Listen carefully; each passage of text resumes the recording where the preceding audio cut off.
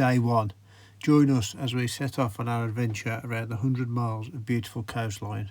This is the start of us exploring the Isle of Man's coastal path starting in Peel. Day one of us carrying all of our kit. Day one of us seeing how far we can get before having to find somewhere to camp. It started to feel real.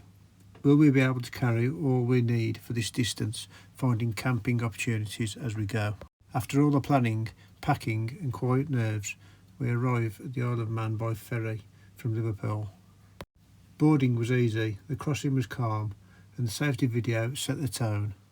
Without doubt the funniest we've ever seen. The ferry was busy, especially with families, but there's a small play area on board which helped. Food and drink were expensive, but you can take your own, which we were very glad we'd done. Once we docked, the drive from Douglas to Peel was simple. We got the motorhome set up for the boys and grandparents, said our goodbyes, and then that moment arrived. Boots on, packs on. We wanted to take a moment to discuss our footwear choices for this trek. I walked in the Salomon Quest 4D Gore-Tex boots.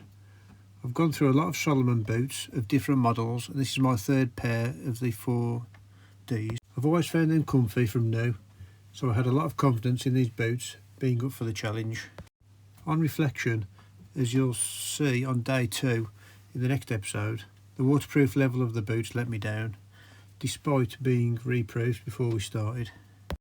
I'd definitely look for a more reliable, lightweight, waterproof boot for future long-distance multi-day walks like this. I walked in the Salomon Cross Ultra 4 Mid Gore-Tex boots. These were a lightweight choice, and although they didn't remain waterproof, they did dry really quickly. The description on the website is that they are as agile as a trail running shoe, and I'd agree they felt flexible and comfortable for the whole trip. I didn't even get a blister. A second eyelet to be able to increase the ankle support would have been nice, but overall I was happy with this choice. So, back to the trek. We set off around 3:30, not with any pressure to hit big miles, but just begin. Standing near Peel Castle, finding the first Raad Foillan marker, it felt real. After months of planning, we were actually walking the island. Leaving Peel, the character along the coastline changes quite quickly. The slate cliffs give way to a warmer red sandstone, and the landscape feels softer somehow. The path alternates between cliff tops and beach sections, giving you wide views one moment, the sound of waves close by the next. It was a really forgiving first section for us.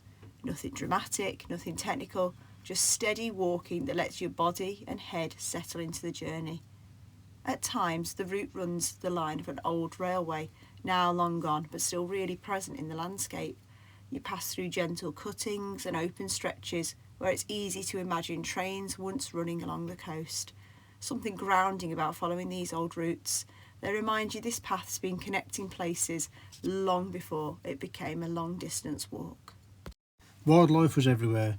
We heard oyster catchers long before we saw them, their calls echoing across the shoreline. At certain times of the year, it's really important to stay away from the base of the cliffs to avoid disturbing nesting birds, and we made a conscious effort to give them plenty of space. As the afternoon went on, the walk felt almost meditative. Long straight stretches, big skies, and that sense of being properly away from everyday life. We stopped in Kirkmichael for dinner at the Mitre pub. The food was simple pub grub and did the job. A hot meal mid-hike is always a good morale booster. And we didn't linger, we were off again on our trek. Back on the beach after checking the tide times, the light began to soften and the coast took on a completely different feel. This stretch really highlights how important tide awareness is on the island.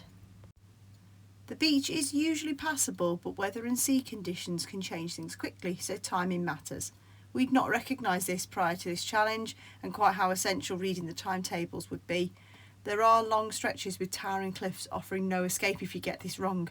Thankfully, we were able to confidently continue on the sand. Eventually, we found a quiet spot tucked in the dunes to settle into wild camp for the night.